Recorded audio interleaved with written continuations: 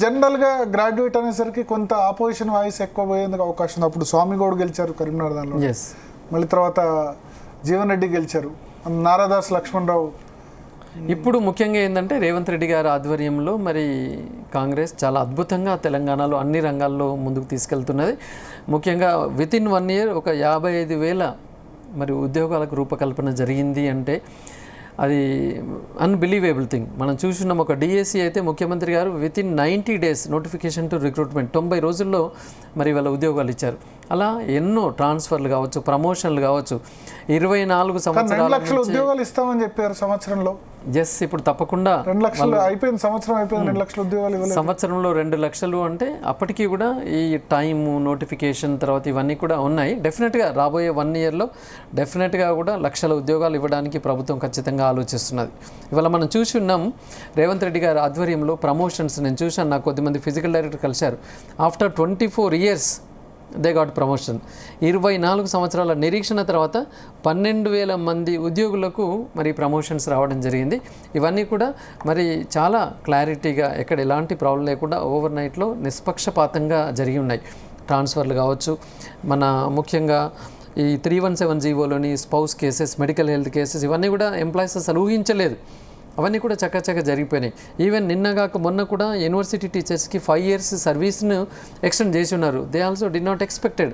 అంటే మన ముఖ్యమంత్రి గారు జనరల్లీ ఏమవుతుందంటే వారు ఏవైతే హామీలు ఇచ్చి ఉన్నారో అవన్నీ ఒక్కొక్కటిగా ఎవరు అడగకున్నా కూడా పనులు చేసుకుంటూ ముందు వెళ్తున్నారు. కాబట్టి ఉద్యోగులకు, నిరుద్యోగులకి ఈ కాంగ్రెస్ పట్ల పాజిటివే ఉంది.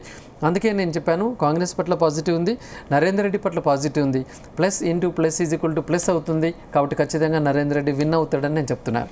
అంటే సార్ ఇక్కడ ప్రభుత్వ ఉద్యోగులకు ఒక చిన్న అసంతృప్తి ఉంది. మాకు పిఆర్సీ సంబంధించి ఇంకా స్టేట్మెంట్ లేదు, డిఏ పెండింగ్ బకాయిలు, 4 DAలు బాకీ ఉన్నాయని చెప్పి మీరు గట్టిగా ఫైట్ చేస్తారా? గతంలో గురించి చూసుకున్నట్లయితే first of all government employees are very happy as they are getting the prompt salaries.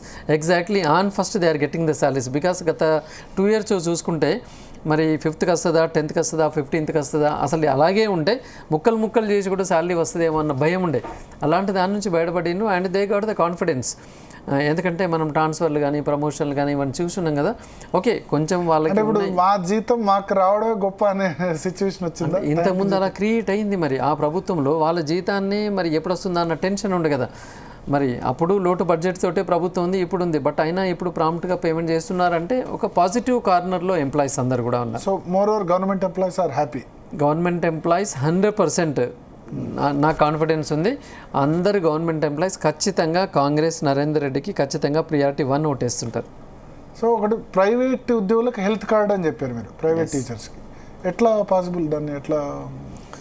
Yes, డెఫినెట్గా పాసిబుల్ అవుతుంది. ఇవల్ల మనం యుఎస్ లాంటి కంట్రీ చూసుకున్నట్లయితే మనం చూస్తూనే ఉన్నాం, ఇన్సూరెన్స్ బేస్డ్గా వస్తున్నాయి. ఇక్కడ ముఖ్యంగా ప్రైవేట్ ఉద్యోగులను ఎందుకు ఆదుకోవాలి ఈ టీచర్స్ని ప్రైవేట్గా ముఖ్యంగా అంటే మరి వల్ల ఎడ్యుకేషన్ అనేది ఏ దేశానికైనా రాష్ట్రానికైనా అత్యంత మరి ప్రాధాన్యం ఉన్నది. ఇవాళ ఈ స్టూడెంట్స్ని అందరినీ ఒకవేళ ప్రభుత్వ విద్యా సంస్థలో చదువు చెప్పాలంటే ఇంకా చాలా ఖర్చుతో, ఇప్పుడు మేము 30,000తో ఒక పిల్లవాడి ఫీజు తీసుకొని చదువు చెప్తున్నామంటే ఇదే పిల్లవాడికి గవర్నమెంట్ మరి టీచింగ్ ఇవ్వాలంటే 60,000 రూపాయలు ఖర్చు అవుతున్నది. అంటే నిజానికి చెప్పాలంటే ప్రభుత్వం ఆదాయాన్ని ఇవాళ ప్రైవేట్ విద్యా సంస్థలు ఎంతగానో సేవ్ చేస్తున్నాయి. మరి మేము ఇంత డెడికేట్ అవుతూ కష్టపడుతూ విద్యను అందిస్తున్న ప్రైవేట్ విద్యా సంస్థల్లో పనిచేస్తున్న ఎంప్లాయీస్కి ఖచ్చితంగా గవర్నమెంట్ ఏదో ఒకటి చేయాలి. అది ఖచ్చితంగా మరి అందరికీ ఆరోగ్య భద్రత విషయంలో హెల్త్ కార్డ్స్ ఇవ్వాలనేది డిమాండ్ ఎప్పటి నుంచి.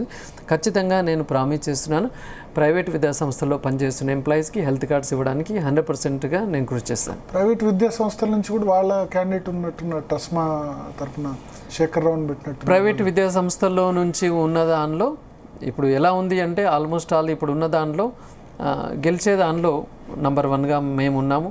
కాబట్టి జనరల్లీ 1-2 జిల్లాల్లో మాత్రమే పట్టున్న పోటీదారులు కొద్దిమంది ఉన్నారు. వాళ్ళు ఎవరిని కూడా నేను పరిగణలో తీసుకోవట్లేదు.